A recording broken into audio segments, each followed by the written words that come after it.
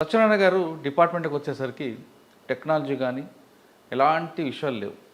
కానీ హ్యూమన్ ఇంటెలిజెన్స్తోనే కేసులు డిటెక్ట్ చేసేవారు.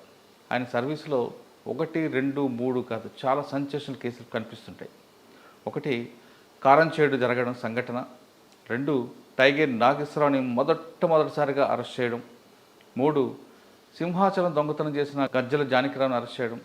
అంతేకాకుండా ట్రైన్లో మర్డర్ జరిగితే దాన్ని ఎలా ఇంటెలిజెన్స్ ద్వారా తీసుకొచ్చారంటే టెక్నాలజీ లేని సమయంలో హ్యూమన్ ఇంటెలిజెన్స్ ద్వారా ఆ కేసును ఎలా డిటెక్ట్ చేశారతో పాటు చాలా బ్రేక్ త్రూ కేసులు కనిపిస్తుంటాయి.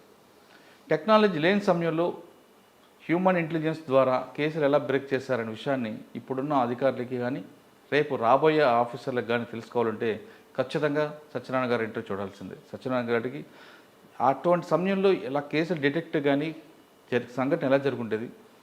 అప్పట్లో ఎక్కువగా ట్రెడిషనల్ క్రైమ్ కాబట్టి ఒక నేరం జరిగితే పలానా వ్యక్తి చేశాడు అనే సంఘటన తెలుస్తుంటుంది. కరెక్ట్గా ఆ నేరస్ని పట్టుకోవడం, ఇంట్రాగేషన్లో బయటపడేది. ఇప్పుడు టెక్నాలజీ వచ్చింది. నేరస్తులు కొన్ని కుటుంబాలే కాకుండా ఎవరైతే విలాసాలకి అలవాటు పడుతున్నారో అందరూ నేరాలు చేస్తున్నారు. కాబట్టి ఇటువంటి సమయంలో ఇప్పుడున్న ఆఫీసర్స్ ఏ విధంగా ఇన్వెస్టిగేషన్ చేయాలనే విషయాన్ని సార్ని అడిగి తెలుసుకున్నాం. సార్ నమస్తే అండి. నమస్కారం. ఎం సత్యనారాయణ గారు, థ్యాంక్ యూ. 1974 బ్యాచ్. సార్ మీ డిపార్ట్మెంట్కి వచ్చే సమయంకి కొంతమంది నేరస్తులు ఉండేవారు. అప్పుడు వాళ్ళు కూడా పలానా వ్యక్తి కిటికీలు ఓపెన్ చేసి వచ్చేవారు ఎవరు, నైట్ టైం దొంగతనం చేసిన ఎవరు, డే టైం ఎవరు చేసేవారు, పైన రూఫ్ కట్ చేసి ఎవరు వచ్చేవారు, అటువంటి దొంగతనం జరిగితే పలానా వాడు చేసేవాడు, ఎల్లయ్య పొల్లయ్య XYZ అని వచ్చారు, వాళ్ళని పట్టుకురావడం, నేరం ఒప్పుకునేది. అప్పుడు ఇలాంటి సీసీటీవీలు కానీ సెల్ ఫోన్లు కానీ ల్యాండ్ ఫోన్లు కానీ లేని సమయం. ల్యాండ్ ఫోన్స్ ఉన్నాయి కానీ ఏదో ట్రంకాలు అది. కానీ హ్యూమన్ అంటే మనుషుల్లో మనకు ప్రజలతోనే సంబంధాలు వచ్చిన ఇన్ఫర్మేషన్ అనేది మీరు బేస్ చేసేవారు. అటువంటిప్పుడు ఇటువంటి కేసులు ఎలా డిటెక్ట్ చేసేవారు మీరు? మీ సర్వీసులో కారంచేడు సంఘటన అవ్వచ్చు, తర్వాత ముఖ్యంగా టైగర్ నాగేశ్వరరావు, కటార్ కృష్ణ, వీళ్ళందరినీ ఫస్ట్ అరెస్ట్ చేసినప్పుడు వాళ్ళు ఏం చెప్పేవారు? విషయాలు చెప్పే ముందు కొంచెం బ్రీఫ్గా మీ కుటుంబ నేపథ్యం చెప్పండి. I hail from Nellore district అండి. I studied at Nellore. I studied BSc in MPC group. Immediately after my degree, I was selected. Nellore జిల్లా నివాసం. నెల్లూరులోనే కాలేజీలో చదివి ఫస్ట్ ఇంటర్వ్యూ ఇక్కడికి వచ్చి మెరిట్లో ఫస్ట్గా సెలెక్ట్ అయిన 1974 బ్యాచ్లో. అనంతపూర్లో ట్రైనింగ్ అయిన తర్వాత కందుకూరులో ప్రాక్టికల్ ట్రైనింగ్తో ముగించి, కందుకూరు ప్రాక్టికల్ ట్రైనింగ్లో ఉండగానే అలవలపాడు ఫైరింగ్ జరిగి స్టేట్ వైడ్ పెద్ద సెన్సేషన్గా ఉండింది.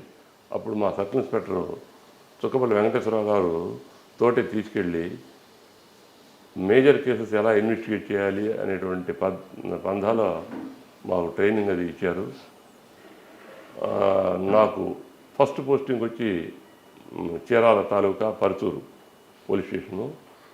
అది ఒక బ్లెస్సింగ్ ఇన్ డిస్గైజ్గా జరిగింది. అంతకుముందు నేను స్టెప్ ఇన్ కాబోయే 1 month ముందు ఆ ఊరు సర్పంచ్ని పోలీస్ స్టేషన్కు 100 meters దూరంలో మర్డర్ చేశారు.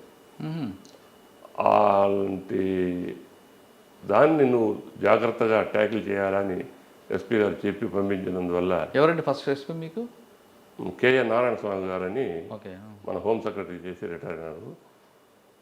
ఆ స్పిరిట్ తోటి చేశాను. అప్పుడు కేఎస్ఎన్ రెడ్డి గారని మంచి సబ్ ఇన్స్పెక్టర్ గారు ఉండేవారు. వారు తండ్రి మాదిరి డిపార్ట్మెంట్లో బాగా మమ్మల్ని అంతా లీడ్ చేసేవారు. ఏ రాధా గారని చీరాల ఎస్ఐ ఉండేవారు. వారు కూడా ఏ డౌట్ వచ్చినా క్లారిఫై చేస్తూ తీసుకెళ్తూ అన్నీ చేస్తూ వచ్చాం. ముఖ్యంగా చీరాల అని అంటే స్టోర్పురం మీదనే కాన్సన్ట్రేషన్ ఉండేది. స్టోర్పురం వచ్చి బాపట్ల సర్కిలు, గుంటూరు డిస్ట్రిక్టు. కానీ అదేదో అనుసంధానం వచ్చి చీరాలకు ఉండేది. చీరాల ఆఫీసర్స్ మాత్రమే క్రిమినల్స్ను హోల్డ్ చేయగలరు అనే నమ్మకంతో వర్కింగ్ ప్యాటర్న్ అంతా జరుగుతూ ఉండేది. ఆ రోజుల్లో హాట్ టాపిక్ ఏంటంటే tiger Nageswara Rao. He was never seen by police at any time. అప్పుడు ఇంత డ్రాయింగ్ గీచి వాడి ఫేస్ ఇలా ఉంటుందని చెప్పడానికి కూడా అవకాశం లేనటువంటి పరిస్థితి అది. మేము ఇన్యూమరబుల్ రేట్స్ కూడా చేసాం. ఎట్లా 3 రాష్ట్రాల నుంచి పోలీసులు వచ్చేవారు.